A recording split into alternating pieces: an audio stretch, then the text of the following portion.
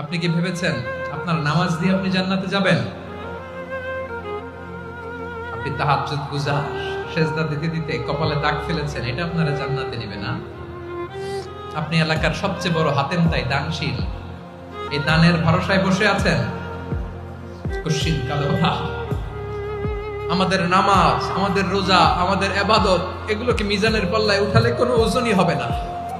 তবে আমাদের একটা কৌশল জানা আছে, আমরা আল্লাহর রহমতের ভিখারি। আমরা সেদিন আগেই গুনার স্বীকৃতি দিয়ে দেব।